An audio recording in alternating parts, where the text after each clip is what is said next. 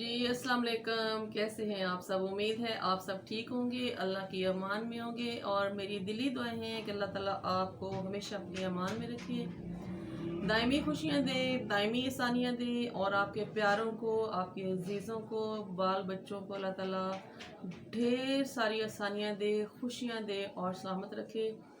आप भी मुझे अपनी दुआओं में ज़रूर याद रखा करें, क्योंकि मेरी दिली दुआएं हमेशा आप लोगों के साथ होती हैं। ज़ैनब एक बार फिर आपकी खिदमत में एक नए टॉपिक के साथ हाजिर है और मेरी कोशिश होती है कि मैं मुख्तलिफ मौज़ूआत पे आप लोगों के साथ बातचीत करती रहूं। उसमें से कुछ माशराती होते हैं, कुछ मोहब्बत के हवाले से होते हैं, कुछ रिश्तों के हवाले से होते हैं, मुख्तलिफ जो टॉपिक है कुछ काम के हवाले से होते हैं। मैं हर तरह का जो टॉपिक है आप लोगों के साथ शेयर करती रहती हूँ। तो जो आज का मेरा टॉपिक है ये भी बहुत मज़े का है। उम्मीद है आप इस टॉपिक को भी ज़रूर इंजॉय करेंगे।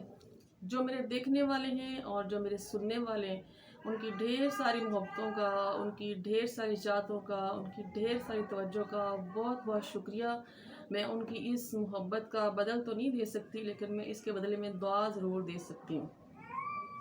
वीडियो आगे बढ़ाने से पहले मेरी आप सबसे एक बार फिर रिक्वेस्ट है कि आप अपनी मोहब्बतों में मुझे ज़रूर याद रखा करें। अगर आप लोगों ने मेरा चैनल सब्सक्राइब नहीं किया तो प्लीज़ आप मेरा चैनल सब्सक्राइब भी कर दीजिए और आगे शेयर भी कर दीजिए।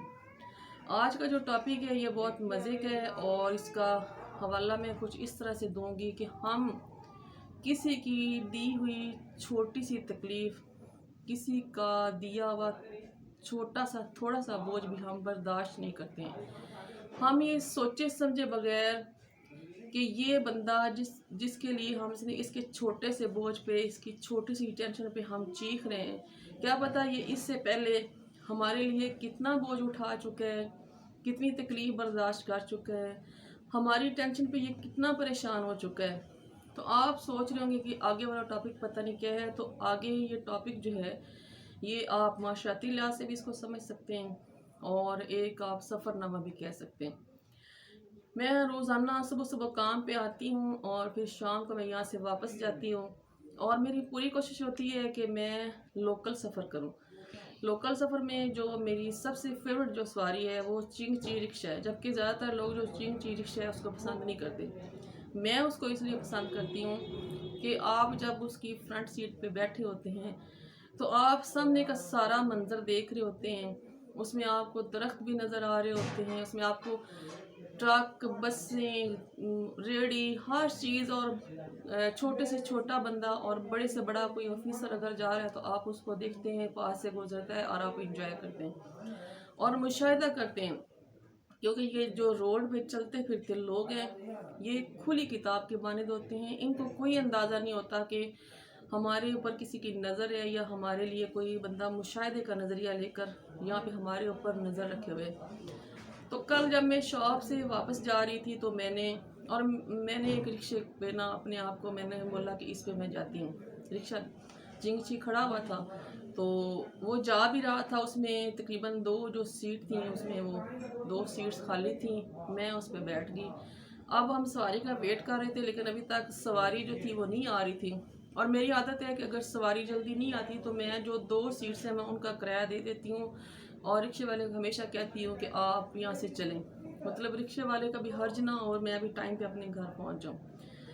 हम वहाँ से अभी निकले ही हैं तो रास्ते में मैं किसी को बिठाना नहीं चाह रही थी साथ, क्योंकि मैंने उसका किराया जो था वो पे किया हुआ था।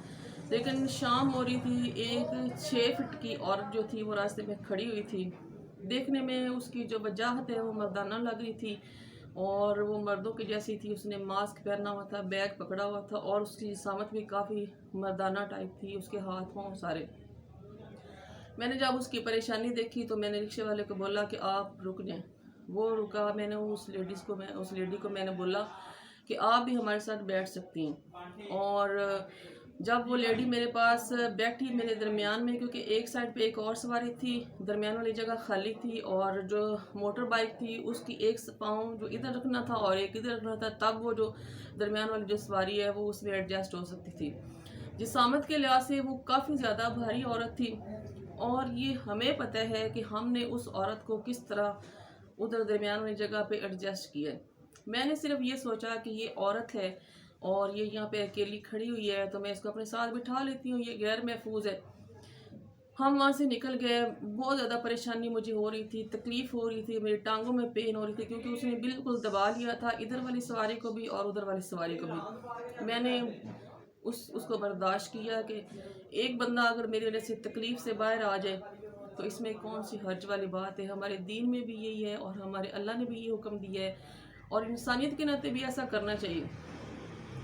मैं जब अपनी मतलूबा जगह पे पहुंची हूँ, और जब मैंने ड्राइवर से बोला है कि मैंने यहाँ पे उतरना है, मैं वहाँ पे उतरने लगी हूँ तो रश काफ़ी ज़्यादा था, 2 रोड जा रहे थे। तो मैंने सोचा कि मैं रिक्शे के बीच में ही बैठ के जो है ना किराया जो है ना ये पे कर देती हूँ।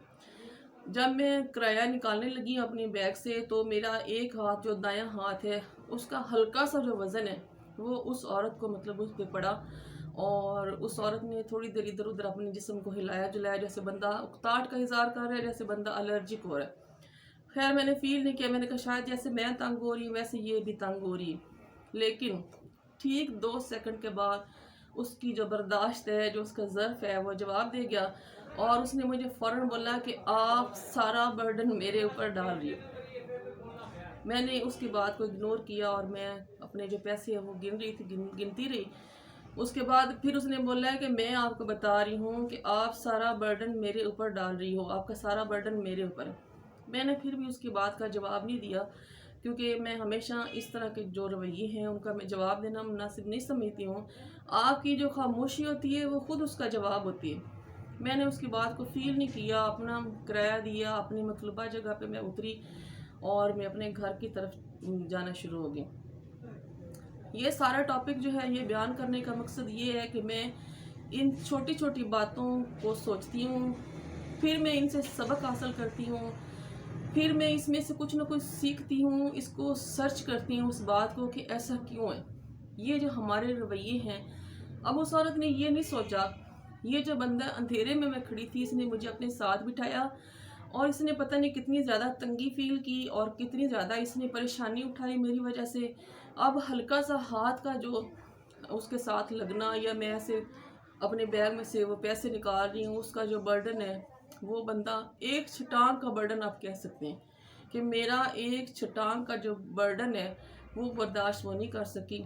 ये उसके ज़र्फ़ की, इतने सारे ज़र्फ़ की जो है ना वो अलामत थी कि वो औरत इतने सारे ज़र्फ़ की मालिक थी, और मैंने आला ज़र्फ़ी का सबूत दिया, लेकिन मैंने कोई बदल की तवक्को नहीं रखी। आप लोगों को बताने का मकसद ये है कि अगर कोई बंदा आपके साथ भी इस तरह का कोई मिसबिहेव करता है, आपको इस तरह की परेशानी का सामना होता है, उसको आप गुस्से की सूरत में ना लें, उसको आप सबक की सूरत में लें, उससे आप एक मज़मून तख्लीक करें, उससे आप एक तजर्बा हासिल करें।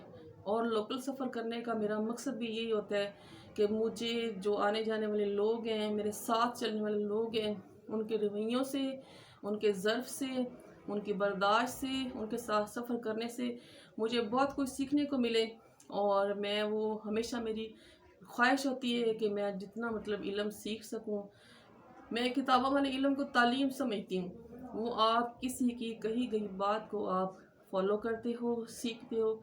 मैं उसको इल्म कहती हूँ जो आप चल फिर कर देखते हो, आपकी नज़र उसको उसका मुशाहिदा करती है, आपकी सोच उसको तख्लीक करती है, और आपके अंदर वो इल्म महफूज हो जाता है। उम्मीद है मेरी आज की बात आपको बहुत अच्छी लगी होगी।